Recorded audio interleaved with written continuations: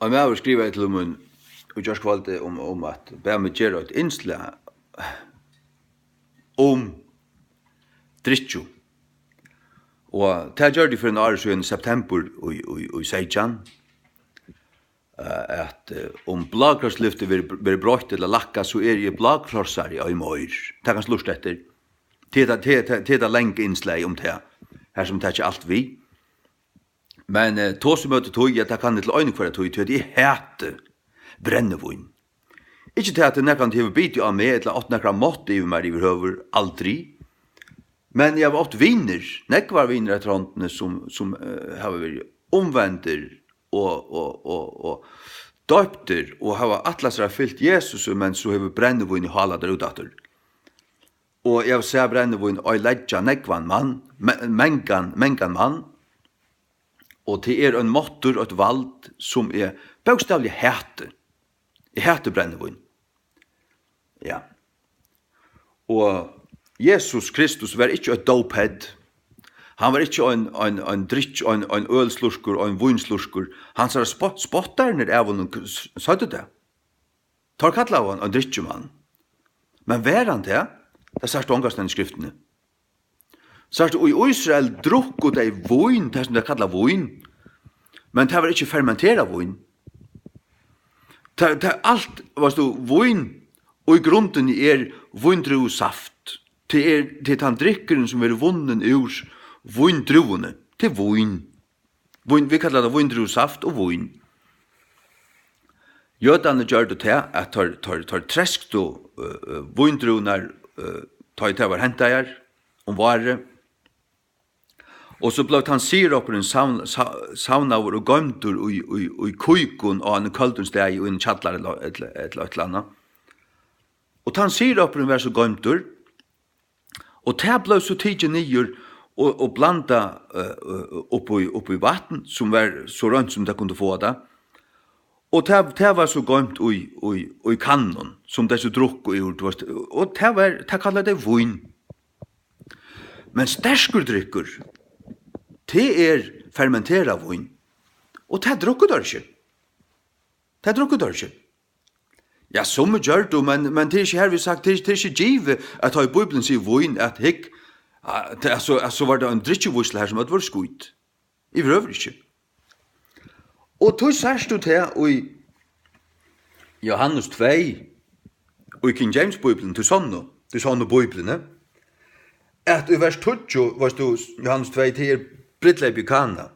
Jesus brøyter vatten og vin stendur, som i beskrift. Brøyter vatten og vin. Særst du oi vin til det samme som til vin, men oi bedre. Så vi har det oi vin, 2 oi her, særst du. Men så det her at varsleløyeren hei smakka vattnet, ta Jesus gjort til vin, som var gjørst til vin, og visste ikke hva han ta vær, men tænerne som årstu vattnet visste, kattla i varslustjauren. Brugga, men her altså 2, her en varsleløyere og en varslustjauren. 2 imser. Og sier vi han, hver mever byrja vi, setter fram godt vin. Du setter alltid det beste fram, byrja vi på en av veien. Og ta i menn hava vel drutje. Ta i menn hava vel drutje. Drutje nok, drutje vel og vilja, drutje sig autistar. Her sier jeg seg helvetes bøyblenar tja Victor Danielsen og Jakob Dahl, ta i menn vorner drukner. Til helvetes vi lorstenon. Til helvetes vi lorstenon. Du tar sier det kun til som en stærfesting at heter en drittjevarsel her alt skuit og folk som manglar vin og Jesus gjørst av marvin. Så det kunne drekka så det dette av hik Jesus og lærersvennen tar av aller helst være av det samme kalib, tar av haft en gauan girare og tar av være dopeheads og hatt det til spottet og høyre tar det ført ut av gøtnar av vittna for folk ja, men Britleip i Kana Jesus gjør det av marvin og hva kan du si? Ja, men hadde jeg lest det i Bibelen til Dahl og Victor 2 helvetes perversjonen av Guds året. Guds år sier, ta i menn hava vel drutje, og det ikke det samme som tar menner varne drukner. Jesus drakk seg ikke fotland. Jeg trykker ikke en gang at Jesus øynafer drakk fermentera vin, ikke øynafer. Tog jeg Jesus som året, Jesus året, og Jesus Guds visdommer. Altså Guds år vil kalla Guds år, og et av navnet Jesus Kristus Guds år. Så av en eller annen hatt han bor i årene. Og i årtøkken Salomons,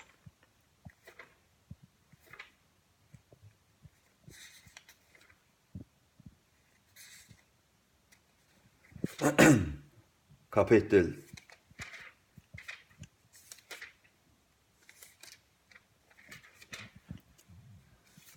La meg finne det.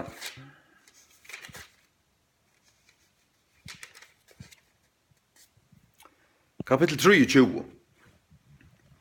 Her sier Guds år, og en langon stikke, her til avværer i møte vunne. Så heter Jesus som talar, heter Jesu hovor som talar. Lukas som i årtøkken 8, her som omrøve evne Guds visdommer. Her vet vi til at det Jesus som personeren her. Til at visdommer vil personlig gjørter. Omtaler som personer. Og i 4 Korint 8, 30 og 31, så gjør vi til at Jesus Kristus våren okkon visdommer fra Gode. Så han Guds visdommer. Ja, det vil si i årtøkken 8, som Guds visdommer, her det Jesus. Og her sier du Guds visdommer skapar. Hikk, Jesus skapar.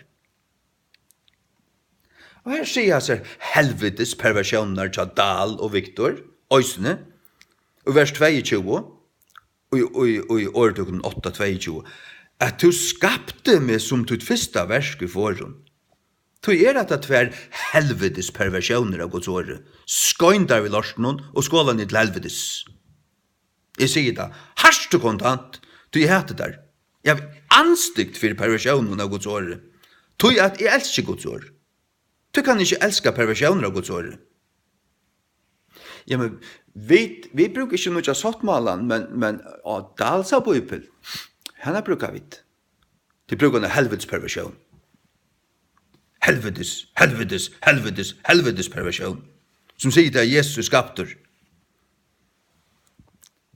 Jesus skapter. Jesus skapte. Tog stendet da i Bibelen tja. Luther og King James og det gamle dansko. The Lord possessed me in the beginning of his way. Og i årtukken 8:22. Herren åtte meg, ta han for å skapa, ta åtte han meg. Det vil si, jeg var langt her tjånen. Der herr hatte mig. Og den gamle danska, Herren eide meg. Og førska King James, Herren åtte meg. Åtte meg og byrjan av vei i synen. Det måner da. Jeg bør ikke høre nek om manuskripter eller nekka som helst, for jeg vet at jeg hadde Guds år. Ja, men du kjenner god, du øyer Jesus, du vorst sannløkken om han, det er Nye testamentet og alt Guds år, annars lærer, så sørste det, ja, men hatte sannløkken. God løyer ikke. Da du sørste det, blæsøyen, hette liggen, men så er det ikke Guds år. Men så er andre manuskripter som samleie, og funstedleie, og tvorst, og så valgte ut, og så prenta jeg, og så sørste det, her ikke feiler i nekkerstane. Ja, så er dette Guds år. Det det som King James og King James Bibelen ikke ønsmøtt. Hun ikke ønsmøtt. Her Martin Luther Bibelen fra 1526 til 1546, det var den tredje utgaven utgiven. Diodati Bibelen fra Italia, Erdosi i Ungarn, Olivetan i Frankrike, Valera Bibelen i Spania, Visoli Bibelen i Paulande, Gottskalksson i Uslande, utgiven 1540, De Graaf Bibelen i Hollande, Elisabeth-bibelen i Russland. Og så kommer til Englands Harry Shea-bibel, Harry Coverdale, 1535, Great Bible, 1530, Matthew's Bible, 1536, Bishop's Bible, 1538, Tyndale Bible, i 1525, Geneva Bible, 1530, og King James AV 1611, fra 1611. Tjej enska bibler. Fra reformasjonen til King James. King James den sista finpussingen og finstillingen innenfor det røtte manuskriptene, vet du.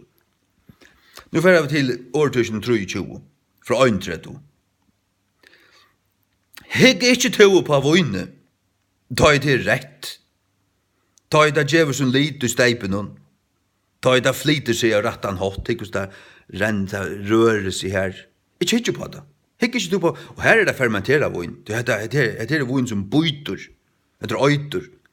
At enda noen bøyter det som en høggarmor, og stinker som en øyterarmor. Tunni eier skulle eggløya fremmandar kvinnor, og tutt hjärsta sia, eller tutt hjärsta skal framsia, spilting. Ja, tu skal vera som han og leggst nyer av myen hevenon, eller som han og ligger oppi av toppen av en mastor. Tar av slie med, skal du sia, og jeg var ikkje sjukur, tar av barst med, og jeg merste det ikkje. Når skal jeg vakna? Jeg vil søkja det enda en affær. Vær ikke til å drikke med over. Du hever til noen avværingar i møte tog i Guds åre. Og i møte tog i Guds åre. Ja. Svarte på kvitt. Og Jesus og tar drukko ikke fermentera vin. Og det var ikke et skutfullt herskali som han gav møyra drekka. Det gjør det han ikke. Ikke ut i sånne bøyblene. Tog har vi givet 11 år av min liv for at det gjør det enn. Nå sånn at jeg har sittet 2 timer og rattlise, og nå får jeg sette meg at gjøre det her luttelig funnstillingene her. Og det er ikke en 3 timer at gjøre det her, til jeg gjør det sera omhyggelig. Og hver ratting som gjør det ved rattlisen. Og så det, her en feiler, ratta hatta, få alt ratt, til neste prenting, som verer en polering. En polering. Ja. Så at du kan si at det første prenting som akkurat som ta i en mever gjør en høgmynd, ja, nå sørst du hva det det støypt, og jeg tidser anker at de leser kanton, ja, det men skal det være en ordentlig flott, standmynd, ikke en grov, men en ordentlig flott og detaljera. Ja, så fer han 18 år, han kan godt arbeide et år eller 2, jeg får inn pussa til, så kan han pussa den ta. Og ikke til å si, men han kan også iverkleda det ved godtlig, altså. Og så polera det godtlig, og pussa det, og spøyta det, og pussa, og spøyta og pussa, og spøyta og pussa. Og det gjør jeg så. Jeg sier igjen spøyta og pussa. Spøyta og pussa. Ja. Og vi kvar skøyta i østene. Skøyta til vårt. Altså, her det til at jeg spøyta og pussa, men altså, så spotter litt, det skøyta ut, altså. Skøyta av det, og skøyta det ut, og kallte det lorst, og alt annet lorst. Det skal bare finne det jo i, eller halde det vekk, tun til, men jeg vet hva jeg skal ha respekt for det, og elska, og jeg vet at jeg vet til, og gjør det til, så har vi anstrykt for det, og hete alt det som kallar seg rundt og høylagt, men ikke til. Bibelen Dale Victor sier, og i fjerde var, høylagt være navntøyt.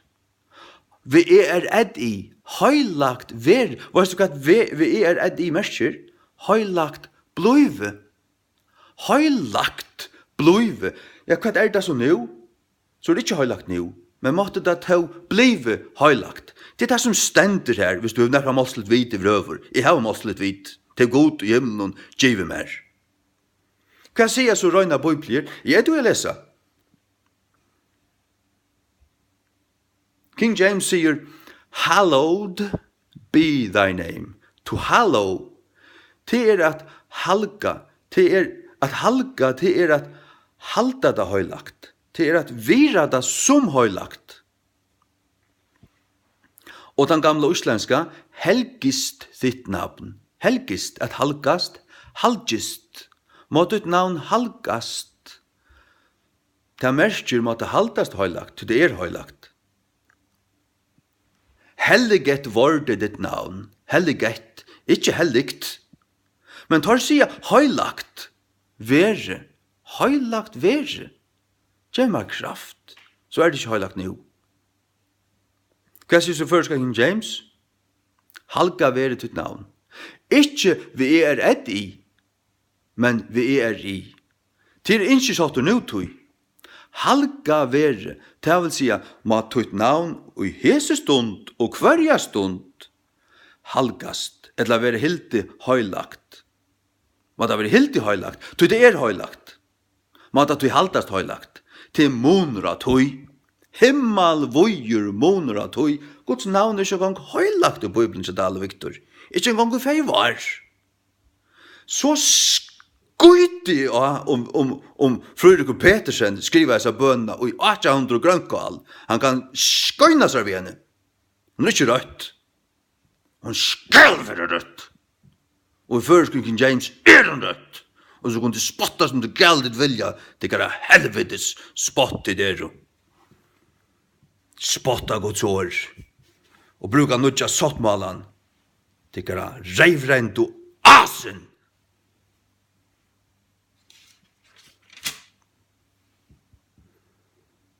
Hvor renner du kunne reivna til Satan? Årtøysene 23, kjeip sannløygan og sel han ikkje. Øysene vusdøm og løybøyning og skil. Jeg har kjept sannløygan.